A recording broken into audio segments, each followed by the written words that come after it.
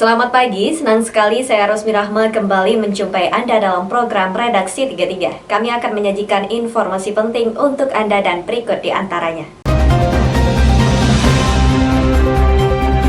Kita awali Redaksi 33 edisi kali ini, seorang residivis kasus pencurian dibekuk oleh Polsek Balikpapan Utara.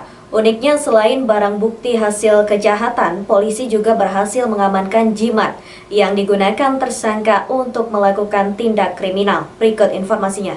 Larabu, 38 tahun, warga Balikpapan yang merupakan residivis 3 kali atas kasus pencurian, digiring tim Batman Reskim Polsek Balikpapan Utara pada Rabu 14 November 2020 siang. Tersangka diketahui melakukan tindak pidana pencurian di kawasan Sumberjo pada tanggal 12 November lalu. Tersangka nekat memanjat lantai 2 rumah korban dan berhasil menggasak uang sebanyak 2,5 juta, 1 unit telepon genggam milik korban. Saat kepergok pemilik rumah, tersangka sempat mengancam akan membunuh jika berteriak. Selain barang bukti, 1 unit HP dan 1 buah sajam berbentuk pisau untuk mengancam korbannya, polisi juga berhasil mengamankan sebuah jimat kain kuning berbentuk ikat pinggang dan berisikan lipatan kain yang dipercaya dapat menghilang saat melancarkan aksi pencurian.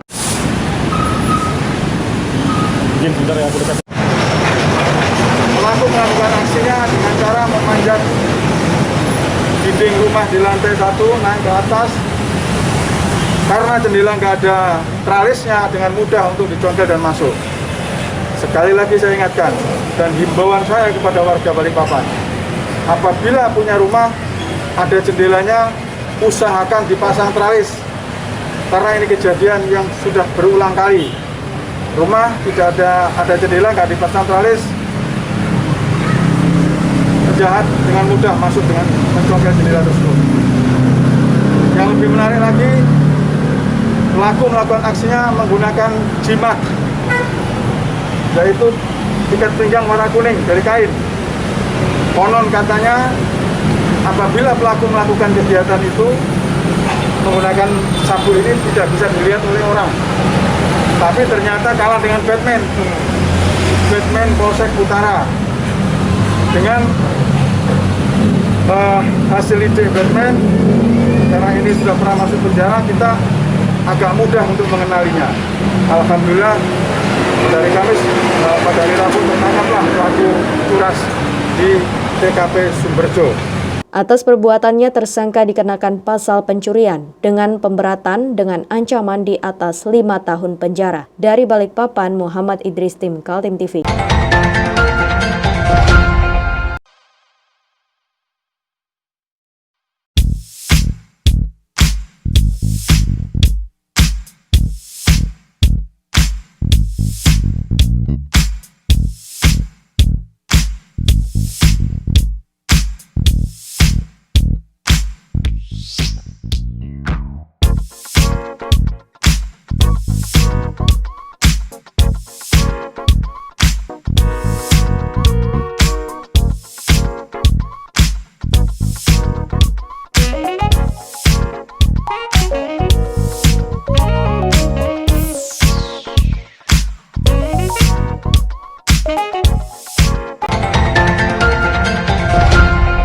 Seorang bocah berusia 2 tahun tenggelam di dekat rumahnya di kawasan Pandansari, Balikpapan Barat.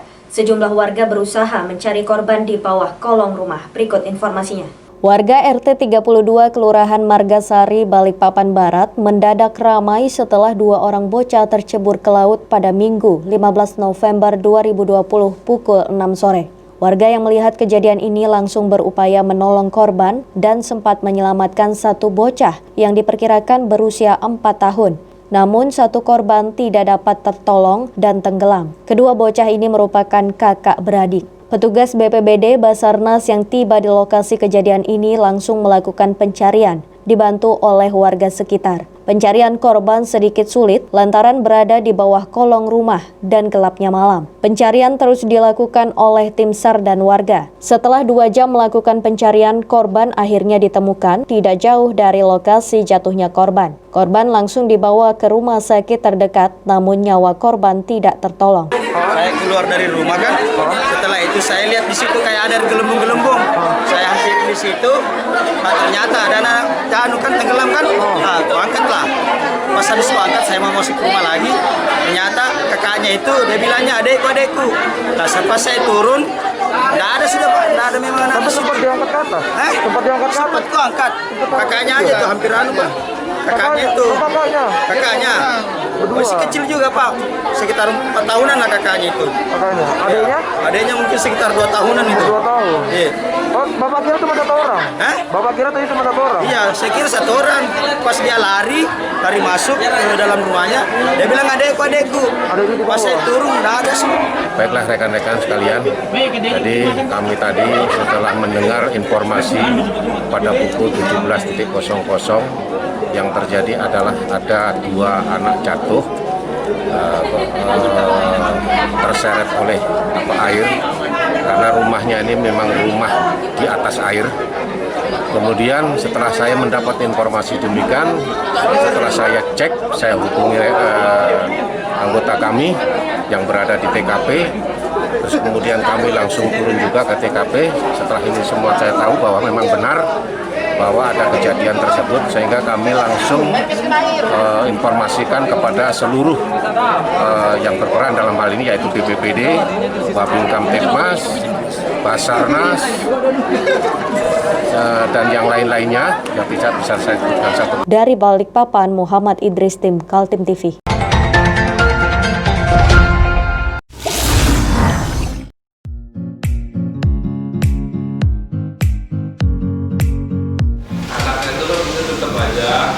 Cara mudah beriklan digital di Kaltim TV.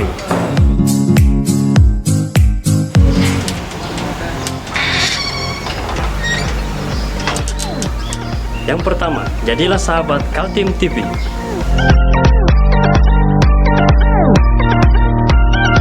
Dengan Rp1 juta, para sahabat mendapat 20 kali tayang di slot berita kamu.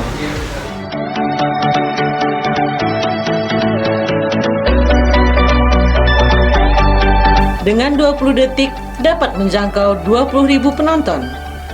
Anda beruntung karena mendapat kesempatan perdana dari kami. Ayo jadilah sahabat Kaltim TV.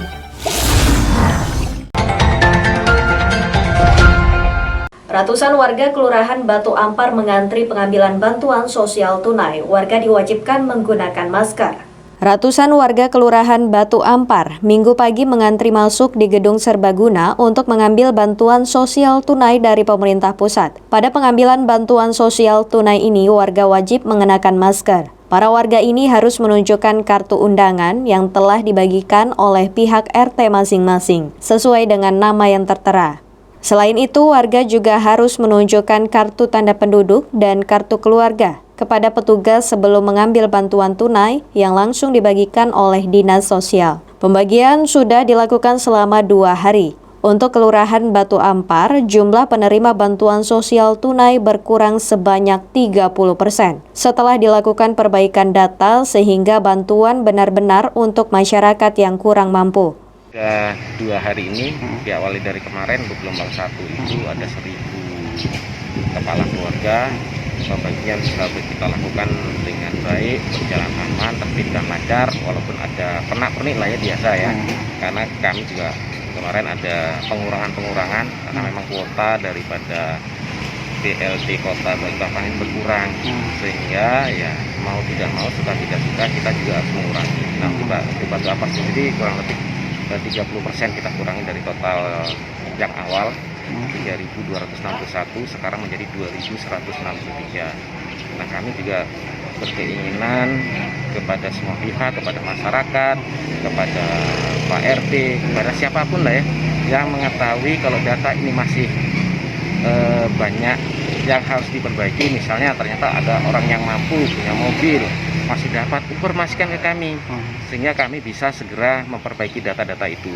Karena kalau mengandalkan kami saja di kelurahan dengan puskesmas yang ada di kelurahan dengan data yang ribuan itu harus diselesaikan dalam waktu yang singkat, itu memang sangat-sangat berat. Makanya berharap sekali peran serta dari masyarakat, segala unsur yang ada di Kabupaten Ampar untuk memberikan data kepada kami untuk perbaikan data. Mudah-mudahan ke depan data akan semakin baik. Seperti itu. Pembagian bantuan sosial tunai ini juga didampingi pihak kelurahan dari Satuan Polisi Pamong Praja. Pembagian bantuan sosial tunai berjalan lancar.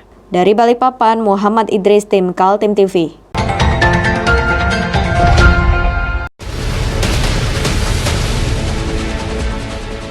Mari kita memerangi virus corona dengan mematuhi imbauan pemerintah, stay at home.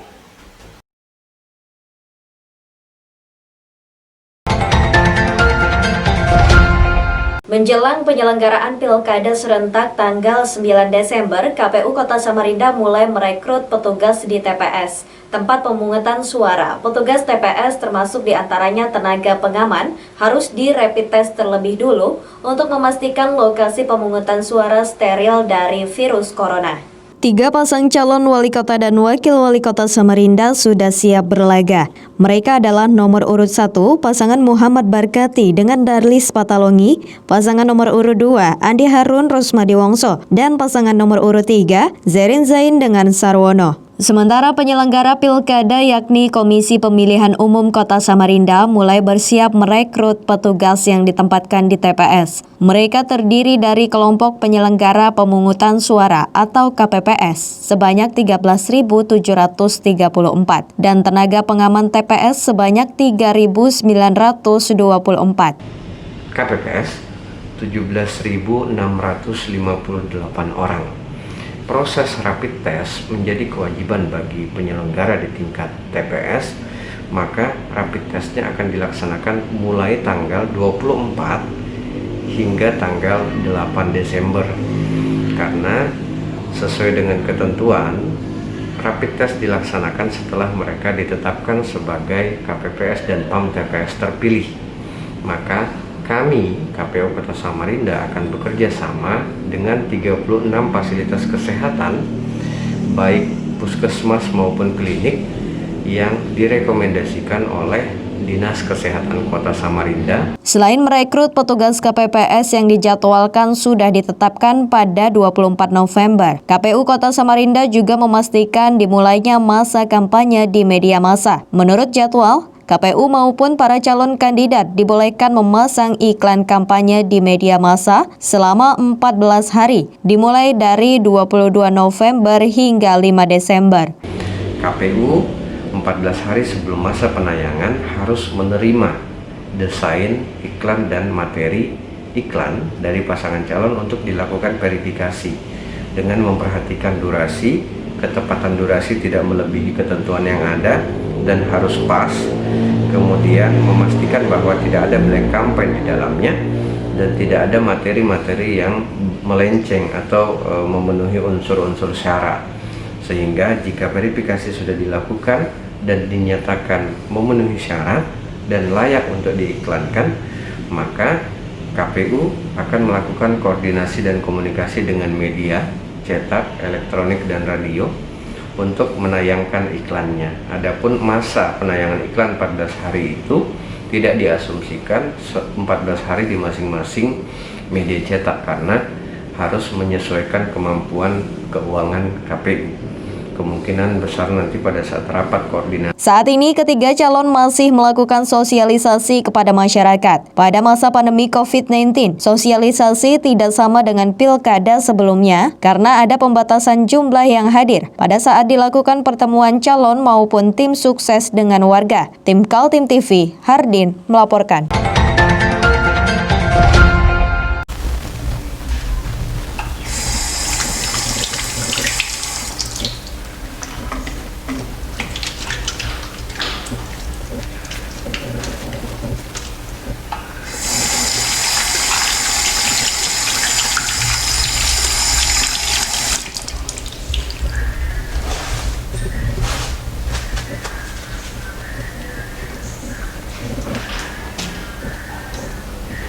Meskipun di rumah saja, kita tetap selalu menjaga kesehatan, cuci tangan, menggunakan hand sanitizer. Ingat, mulailah dari diri sendiri.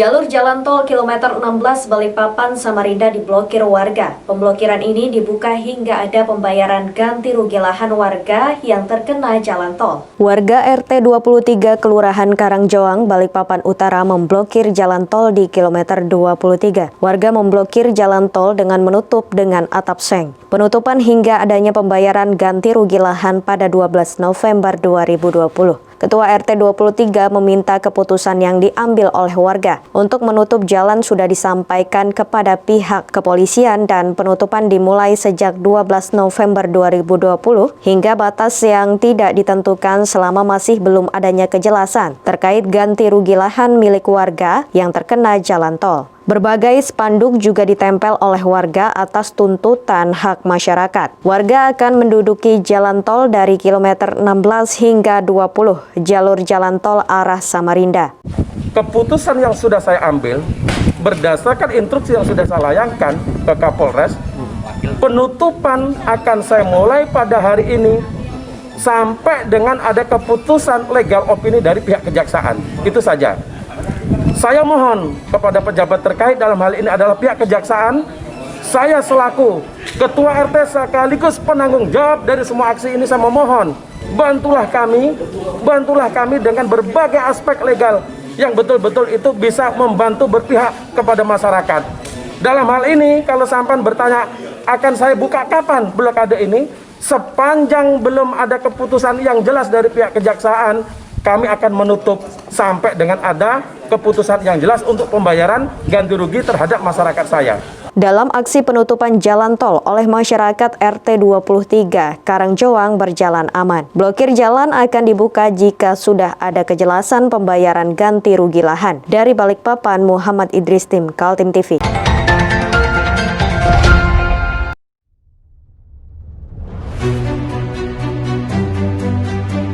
Hari ini kita ada kegiatan untuk membungkus sembako untuk dibagikan ke masyarakat yang membutuhkan karena COVID-19 ini. Semoga kita sukses semua. Amin. Harus kerjasama yang bagus. Pancasila! Amin. Pancasila! Amin. Pancasila! Amin. Merdeka! Merdeka!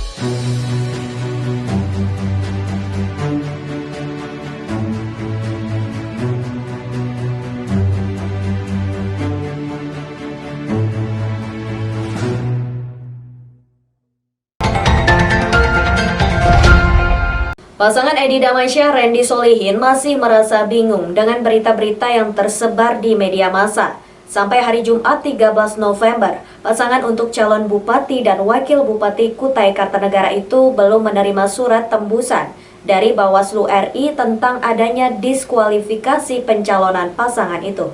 Pasangan Edi Damansyah dengan Randy Solihin tidak terganggu dengan berita miring adanya rekomendasi diskualifikasi dari Bawaslu. Sampai hari Jumat 13 November 2020, pasangan tunggal calon bupati dan wakil bupati Kutai Kartanegara itu tetap melaksanakan kegiatan sosialisasi kepada calon pemilihnya di desa-desa. Kampanye kami tetap jalan seperti biasa. Hari ini Pak calon wakil bupati kampanye di Marangkayu, besok di Morabada. Besok juga kami ada di kampanye di Samboja. Tetap jalan seperti biasa dan tim relawan partai politik pengusung juga tetap jalan. Laporan ke Bawaslu muncul dari warga yang bergabung dalam barisan relawan Kota Kosong Kutai Kartanegara atau disingkat dengan sebutan Bekokor. Para relawan mengaku melakukan perlawanan dengan melaporkan Edi Damansyah yang juga Bupati Kutai Kartanegara karena diduga melakukan pelanggaran sebagai peserta pilkada. Salah seorang relawan Bekokor bernama Fandi menjelaskan, setidaknya ada 5 dugaan pelanggaran yang mereka adukan secara berjenjang ke Bawaslu. Dimulai dari pengaduan ke Bawaslu Kukar, kemudian Bawaslu Provinsi Kaltim, dan sampai ke Bawaslu RI. Dari Bawaslu Kukar dan Provinsi, kata Fandi, kurang mendapatkan respon yang bagus, sehingga tim relawan Bekokor menyampaikan ke Bawaslu di Jakarta. Maaf, untuk pelanggaran-pelanggaran yang kami temukan di Kabupaten Kutai Kartanegara terkait laporan kami ke Bawaslu RI, itu ada beberapa pelanggaran yang kami temukan. Yang pastinya itu mengenai pasal 71 ayat 3 tentang program ataupun kewenangan maupun kegiatan yang menguntungkan calon Bupati Kutai Kartanegara selaku petahana untuk kepentingan beliau pada Pilkada Kutai Kartanegara 2020. Nah, salah satu laporan kita antara lain, tim Bekokor mengakui 5 pelanggaran yang diduga memenuhi unsur pelanggaran itu terkait jabatan Edi Damansyah selaku Bupati Kukar yang diduga menyalahi kewenangan di saat Edi menjadi calon bupati dan diwajibkan cuti. Antara lain ada seperti salah satu kasusnya itu peresmian Jalan Oloy di Desa Kayu Batu, Kecamatan Muramuntai. Yang kedua itu kasusnya Raga Pantas, program stunting, yang dimana di mobil-mobil kepala desa itu ada hashtag idaman maupun Raga Pantas. Nah, yang ketiga itu Perbub. Nah, Perbub 21 tentang kenaikan honorarium THL.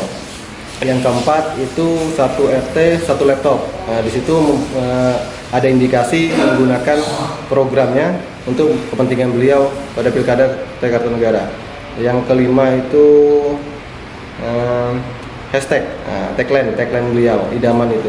Jadi itu kami rasa itu sudah memenuhi unsur pelanggaran untuk kami laporkan ke Bawaslu RI. Alhamdulillah Bawaslu RI juga pada tanggal 11 November itu mengeluarkan rekomendasi ke KPU RI, ke KPU Kutai Kartanegara melalui KPU RI untuk mendiskualifikasi petahana. Tim Kaltim TV, Hardin melaporkan.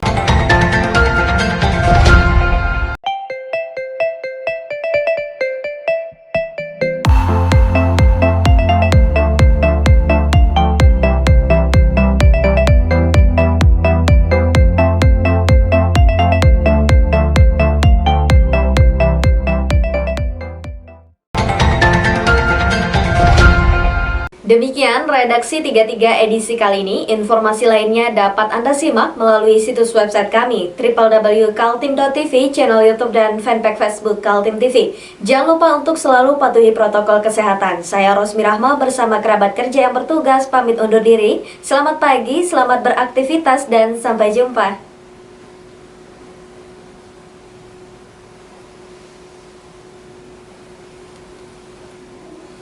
Berita tadi sekaligus menutup perjumpaan kita kali ini. Akhirnya saya Rosmi Rahma dan seluruh kerabat kerja yang bertugas mengucapkan terima kasih atas perhatian Anda. Selamat pagi, selamat beraktivitas dan sampai jumpa.